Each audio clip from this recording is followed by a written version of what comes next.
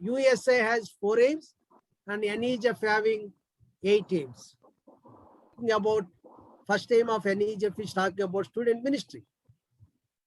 The statement I am reading: to help and support the ministry and growth of USA. I have given the brief exposition of first aim of NEGF, student ministry. First point I want to explain: understanding the ministry of USA. So every graduate in USA, they should have a clear understanding about the ministry of UESI. So USI is, initially I have, mentioned about, we have a student, graduate, staff members of USI need to have a clear understanding. How we will get a clear understanding of ministry of USI? By understanding USA vision, USA mission, and core values. We have 9 core values, and we have 10 doctrines, and we have 11 distinctives, and also we have 4 aims of USA, and we have 7 policies of USA. So we should understand the ministry of USA. And further, every graduate need to have the role clarity as per biblical and organizational, operational aspects. In different aspects, as a graduate, from biblical perspective and organizational perspective and from functional or operational perspective, we should have a clear-cut role clarity. So what is the role of a student? What is the role of a graduate? And what is the role of a staff worker? So in every committee, so we see student members, we see graduate members, we see staff members. So in every committee, except locally U and EGF, we don't see these 3 in one committee. But above local, we have 3 members in every committee. So student members, graduate members, and student members. So we should have a very clear-cut, role clarity. What is my role as a student, EU student, at my local level, and what is my role in the EU committee? If I am in the state committee, what is my role? If I am in the national committee, what is my role as a local EU EGF member, as a district graduate member, or regional, state, and national? So we should have a role clarity. What is my ministry? What is the ministry of this committee? What is the ministry of this local EGF? So this role clarity we need to have. So USA ministry, so they need the love of God. They need, true love and a true friendship with God. And this is, and also USA, as a USA graduate should know what are the needs of the student ministry. So for example, I'm a local graduate. I should know what are the needs in our local EU ministry. If you need a student leader, we have to equip student leaders. If you need, evangelize students, and if you need any Bible studies to be started, so in any college campus, all these things we need to know, understand the needs of the student ministry at different levels. And also, thirdly, we need to understand the growth of USA. So how USA is growing in quantity and quality. So it is completely dependent on qualitative life and commitment and ministry of graduates and local EGFs. See, if our local graduates and local EGFs are growing qualitatively and in quantitative way, in number and also in quality, if they are increasing, so we can see that USA is growing. So we should understand how my USA is growing, how my graduates are growing in quality, how my EGF is increasing by number. So all these things will really matter. So we have to understand the growth of USA.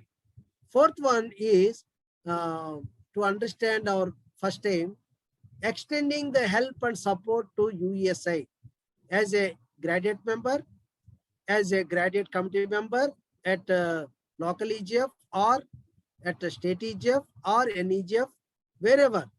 So we need to extend our help and support to this student ministry. How we are going to help and support? By helping our local EU and helping our different committees to fulfill these 4 aims of USI. So I have given the overview of USA 4 aims. So we all, as a graduates or a graduate committee member, we have to support and extend our help and extend our support to USA by fulfilling these 4 aims of USA. So what is the principle in the first aim of USA? Is very simple. The claims of Christ. So aiming at graduate ministry. So far we have seen the first aim of USA. First aim of NEGF, which is the student ministry. Now we are looking at graduate ministry aims. So we have aim 2 is talking about graduate ministry, is a graduate fellowship. So we are not going to much rely on these aims because we have discussed already about fellowship aim. So I want to just give as a EGF, as a local EGF, how we can develop our Christian fellowship. First of all, I want to explain about how can we understand the Christian fellowship. So our EGF fellowship is the center for making disciple makers and Christian witnesses. So Christian fellowship is two-dimensional. One is, vertical, another one is horizontal. So one is vertical and another one is horizontal. So vertical dimension is talking about having a fellowship with God, which is unconditional.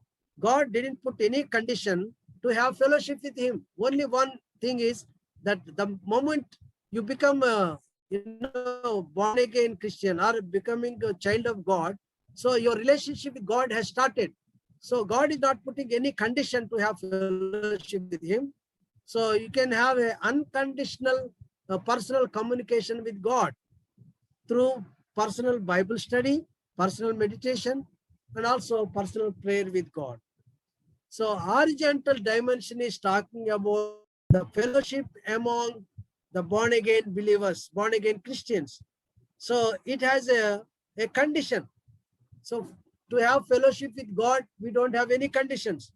But to have, to have fellowship with other believers, there is a condition. What is that condition? We should walk with God. So when we walk with God, then only you can have a better fellowship with other believers. Many times, without having a walk with God, without having a fellowship with God, we want to try our fellowship with other believers, which is very difficult, which is very, very problematic to have a meaningful Christian fellowship without having a proper unconditional fellowship with God. That's why, therefore, every individual member, graduate member in the fellowship is very important, very unique. And also, even though they are different, unique, but they are equal and they are one in Christ. So that's why every member is valuable. And also, I want to mention one more thing. So every member, should understand that he is important, he is significant.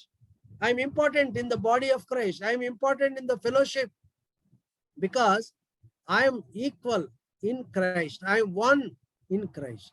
So that's why I have mentioned here, no member is inferior, no member is superior.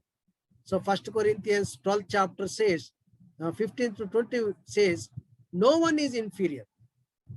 And verses 12, chapter 12, 21 to 27 talks about no member is superior. So many times we think I'm superior than somebody. But Bible says no one is superior. And also no one is inferior. We are all equal in Christ. We are all in Christ. So that we have to understand that we are all members. We all members are equal in Christ. Maybe our roles may be different. Our roles may be different. Second thing I want to tell is to understand this aim, understanding the basic needs of Christian community or Christian fellowship. What are the basic needs? I am mentioning here, there are three basic needs. Number one is talking about accept one another. Accept one another. Yeah, we need each other. Thirdly is that we have to respect one another. So in every Christian fellowship, these are the basic things, basic needs, things should be there in our fellowship.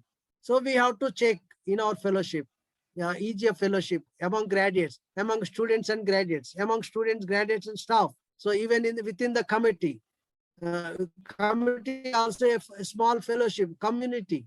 So are we able to accept one another? Are we able to see the need of each other? And are we able to respect one another? So this is very, very important. So in our fellowship. So if you look at, in the triune God, in the Trinity, Father, Son, Holy Spirit, they accept one another. They say that they need each other, and also they respect one another. If you look at the entire Bible, we see that, three of them are very much, have these basic elements in their fellowship. Okay, here I want to mention the believer fellowship among believers is a two-way. It is a two-way matter. What is the two-way? Giving and receiving. Giving and receiving. So third aim of NEGF is talking about graduate evangelism. See, one thing here I want to mention is USA is existing for graduate, not for graduate evangelism, but student evangelism. But graduate evangelism is more of a lifestyle evangelism, presenting claims of Christ to our, our friends, to our colleagues. So it is our, it's our lifestyle evangelism. So we are responsible to share the gospel of Christ to our neighbors, or our friends, or our colleagues. So that is very important. So what are the suggested activities I have given? Every graduate should be ready to teach the exposition of first aim of USA and the third aim of NEGF. So evangelism to every student and graduate, so every graduate should teach the same to every EU student and also graduates. So they should have a clear cut, clarity on this exposition. Secondly, every graduate should be ready to explain the evangelistic messages of Jesus, evangelistic message of Peter and Paul, and also further to read the books and magazines on evangelism. Thirdly, every graduate should be ready to teach and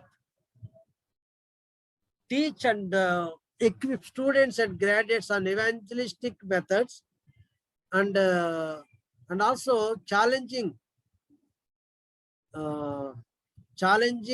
them to do personal evangelism to at least one student, to start and lead at least one evangelistic Bible study cell with at least 2 students. So at least in a year, he should share the gospel to 3 students, personal evangelism to at least 1 student, evangelistic Bible study to 2 students. So that way, at least he has to help, 3 students by sharing the gospel. So this is about, every graduate should ensure that he should equip at least 3 students to do personal evangelism, to lead evangelistic Bible study. So this is our role in this evangelism aim. Fourth aim is talking about the testimony. We already discussed about USA third aim testimony. So here very important is that we as a graduates should have clarity about Christian truth, because Christian truth has the power to impact the college student, impact the college campus. Testimony aim is talking about it is a foundational aim. So it is a foundational aim for our Christian faith. So USA is has its foundation on USA doctrines and Christian truth. So entire Christian church and USA is its foundation on this in this aim, this Christian truth. So USA members are called, God calling USA members as his witnesses. Acts chapter 1:8 says that we are his witnesses on this earth. The life and words of the witness are very key in the judgment. The witness is the word used in the court language, judicial court. So in judicial court, witness has a very powerful role of any judgment. So if witnesses are very strong, the judgment is very clear. Here, we are the witnesses for Christ, because the world is believing that he is not God at all. So, but we are here witness about Christ, that he is God, he is the Lord, he is the Savior. So that is our conviction. So we are the witnesses for Jesus Christ. So that is there. So we as a graduates, we should be equipped with the thorough knowledge of Christian truth and 10 doctrines of USA, so that we can give a satisfactory answer to those who ask for the clarification. So that is very important. We understand that problems of humanity has began at Garden of Eden by disobeying God, and problems of humans can be physical, intellectual, emotional, psychological, social, and spiritual. And it may be the fear, the insecurity, the feeling of guilt, sickness, selfishness, wickedness, greedy, hatred, violence, crime, rape, poverty, all these human issues, problems. For all these problems, there is an answer. There is a perspective. There is a solution from this Christian truth from the Bible. So we as USA members, we need to raise a testimony to the truths of this historic Christian faith, that is doctrines, and give a reason why we should believe these truths and what we have to believe. So that is a very, very, very crucial in this. So we as a graduate should raise our voice out on the biblical views on contemporary issues. So what Bible says about these contemporary issues, what the Bible gives the solution to these contemporary issues. So these truths can be enlighten us about the solution, to provide better solution. The message we proclaim must be, backed by the life of love and purity. So when our life is filled with love and also holy purity, so our witness is very powerful. And what are the suggested activities? Every graduate be ready to study and teach Christian doctrines and character studies of Daniel, Joseph, Amos, Habakkuk, Matthew chapter 5 and 6, James second chapter. So these, doctrines we need to study and teach to our fellow graduates and also students. Secondly, we have to study the contemporary issues. What is the root cause of these issues? How can we provide a biblical point of view, biblical viewpoint, so that we can suggest steps to resolve the issues. So this is the suggested activities. And then fifth aim of NEGF is talking about mission. I have already clarified to you in the fourth aim of USI. So here I just want to tell you few things. One is about understanding God's global mission. When we think about fifth aim of NEGF or fourth aim of USA, we have to understand what is God's global mission. What is the mission of God? So I have given the definition here. The word Missio Dei, this is the word came from Latin origin. It translated as a mission of God or sending of God. Mission of God or sending of God. The Bible talks about God of the Bible. He's a sending God. He's a sending God. He sent Moses to Egypt. He sent Joseph to Egypt. God sent Jesus into this world. And also Jesus said, as Father has sent me, I am sending you into the world to witness about me. So our God is a sending God. Our God sends us with a purpose. God sends us with a vision. God sends us with a mission, with a God's global mission. So we are not Manipur Christians. We are global Christians. We are not Indian Christians. We are global Christians. When God is calling us to be a Christian, to be a child of God, we are not belong to our local place. We belong to globe. We are global Christians. So we have to understand that. Then God's mission, I have given some definition about it. And also I have given God's mission in Old Testament. What is God's mission in the Old Testament? What is God's mission in New Testament? So that is very important. But whatever we see either Old Testament or New Testament, one thing is very clear, that God is a missionary God. Our God is a missionary God. He wants to fulfill his mission. What is his mission?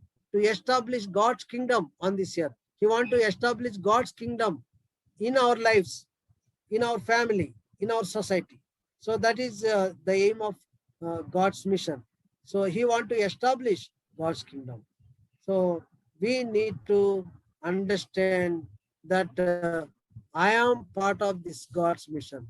Every graduate, every student, every staff worker is part of this, God's mission to establish God's kingdom, among us, in our family, in our life, so that we can, establish this God's kingdom.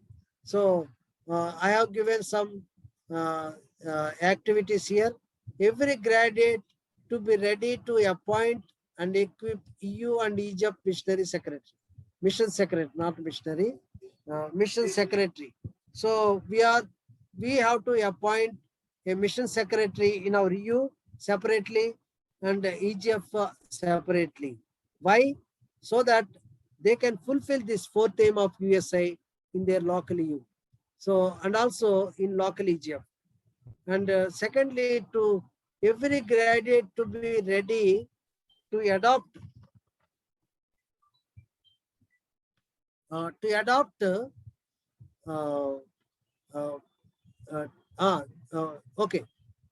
every graduate to be ready to teach missional basis of the Bible and Bible studies on missionary God and also God's global mission and God's mission agents.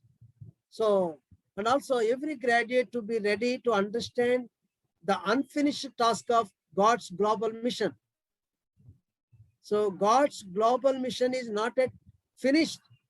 So every EU student and every graduate should know this unfinished task of God's global mission.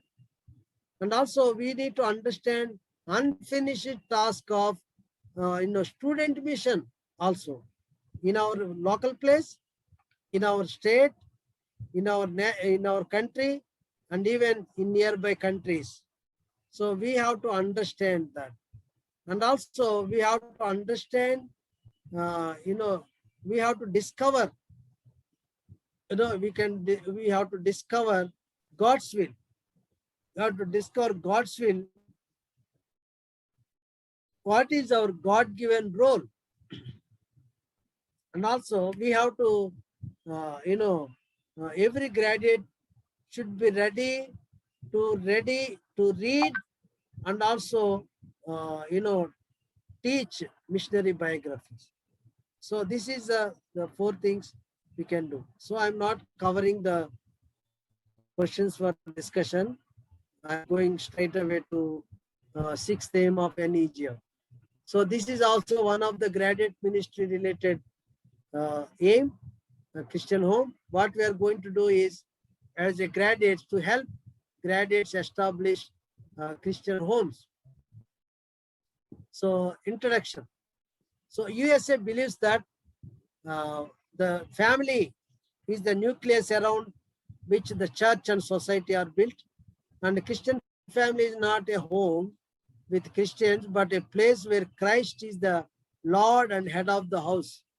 And Christian family is the mark of witness to the neighborhood. The home is the nucleus around. Okay. So, yeah, I repeated. I have given 5 characteristics of Christian home. I'm not taking that. So, who is the builder of this Christian home? God is the skillful builder of individuals and also families. So God is willing to build us as an individual and also as a family. So Christ should be the central, Christ should be the cornerstone, Christ should be the living stone of our family. Because unless the Lord builds, so those who are building the home is in vain. So, and also Christ is the mediator between God and also couples. And he is the one who paid the ransom for the couples so that they can have a very blessed, joyful fellowship and joyful family life. So, and the second thing we have to understand, Christian home is a God's remedy for aloneness. God did not create human beings to be alone. No. But God created them to have union, to have a fellowship, to have, to have, to live together as a husband and wife.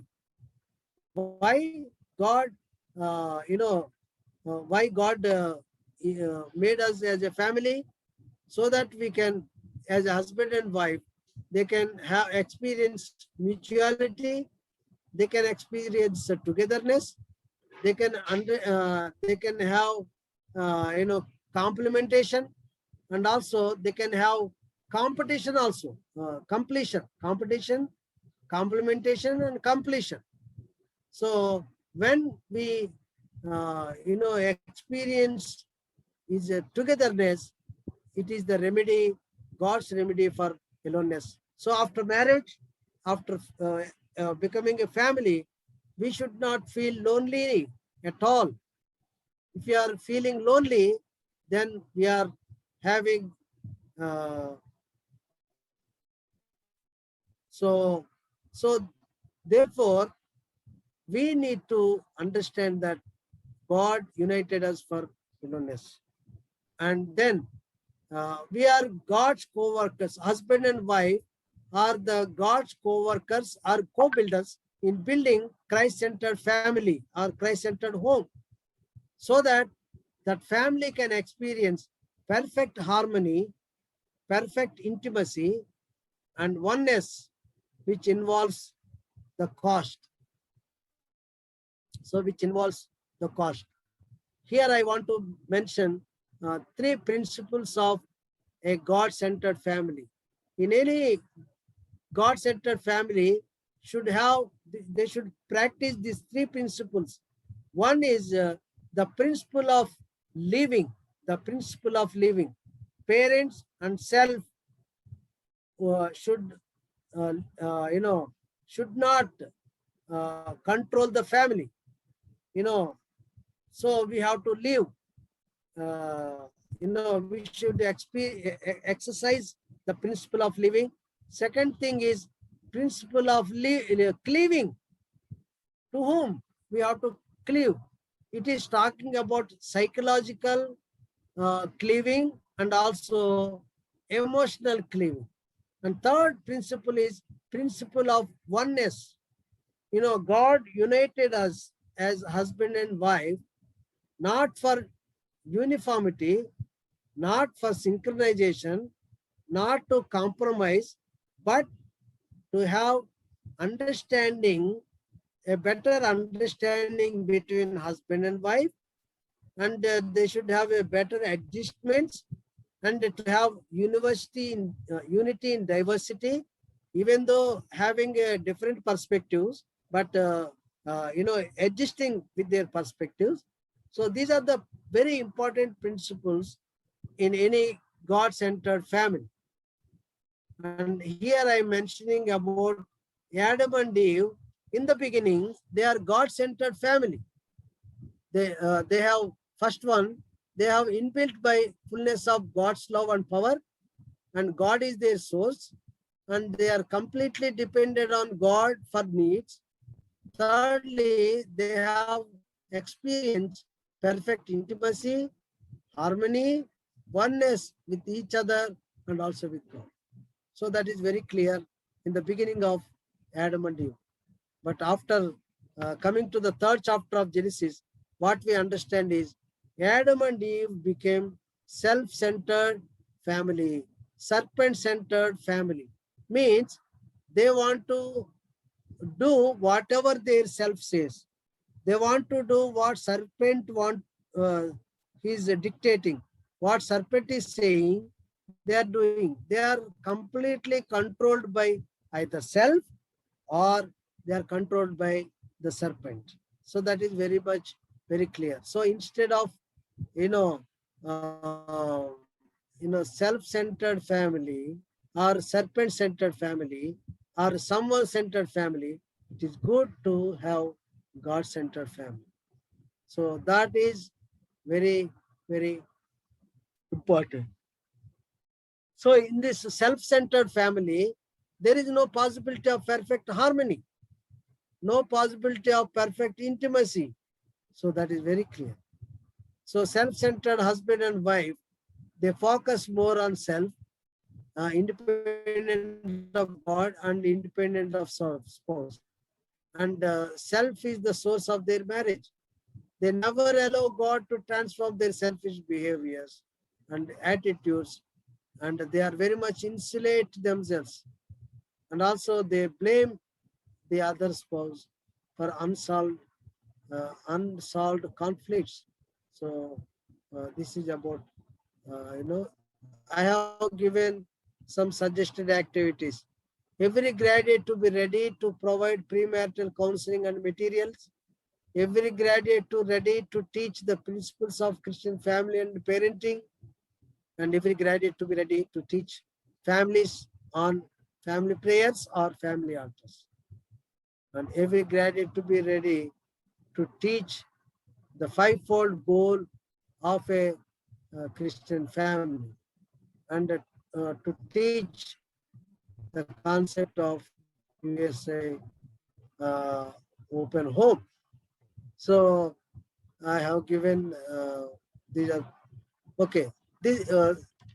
So all these aims up to second aim to sixth aim, these four aims talking about graduate ministry, how we can fulfill the graduate ministry aims in this aspect. Finally, I want to conclude very fast. Finally, aiming at serving the church and society, aiming at serving the church and society. So seventh aim is talking about the church to help graduates to be active in their local churches. So here is very much clear about USA is not a church. So that is very important. So, but USA is a movement, USA is a fellowship in the service of the church. We are here to serve the church. We are here to support the church. And also USA is in interdenominational in character. So USA is an interdenominational organization or a movement. So therefore, graduates are expected to be faithful church members and also as an agent of church and help the church members and the church pastor to nurture or nourish and revive the church. So we have a moral responsibility to revive the church and we have to serve the church. And very important thing is that we have to invest or we need to exercise our spiritual gifts and skills, invest in the church also, even in youth evangelism, in leadership training, even in witnessing, even in building Christian homes and providing counseling and teaching about missional basis of the Bible. So all these things we can help our church to understand these concepts. So I have given some activities suggested. Every graduate to be ready to teach sixth USA policy. You know what is the sixth policy of USA? Interdenominational principle of working policy, which is called church relations. So we have to study. We have to study and teach sixth policy of USA. And another thing, we have to study, every graduate to study, ready to study and teach ninth USA doctrine. You know what is the ninth USA doctrine? The universal church, the body of Christ, the biblical teaching on universal church. So we should be ready to, study and teach this ninth doctrine of USA. And also we have to help our local churches and pastors to understand the vision of USA. And also we have to have a network with EU and Egypt background pastors in our state or in our region, in our place. So we should have, better network with them. And also to help our EUs to organize EU Sundays. And also we have to provide resource persons to the churches on different topics like Christian family, Christian witnessing for all these things. And also we need to ensure that EU and Egypt members should have a good rapport with the local churches and their ministry involvement in their local churches. So we have to have, we should ensure that. And also we have to support churches through EU members and Egypt members. And also we have to receive help from the churches. And last, eighth aim of NEGF is social concern. So it is to recognize the social action as a path of holistic ministry and encouraging its members to get involved directly or indirectly with other organizations for welfare of humanity and enrollment. So here I just want to give that. So even from the beginning, graduates are keen in addressing the holistic needs of students and also graduates. And also holistic approach also should be emphasized. So this is about, and also I have given them some suggested activities to fulfill the same. At local EGF level, they encourage to undertake some Bible studies on holistic ministry and discuss on relevant common socio-political issues of that area or region. Participate in social activities conducted by like-minded organization, and also involve in the socio-economic needs of student community or student needs, and observe international days of water and also environment, and conduct some programs at local. And then at state and national level. So we have to bring some uh, sensitization workshop in different levels, and also we need to NEJF also developing some curriculum on biblical understanding of holistic development, and also we want to develop a database, data bank of Christian resource persons for various social concern programs. And also at the national level and state level, we have to develop or initiate new model organizations and model projects. And please plan, we need to plan and coordinate exposure or internship program for students and graduates, and also developing a graduates. We should network with like-minded organizations like Core and ESOF. So this is our, eighth thing.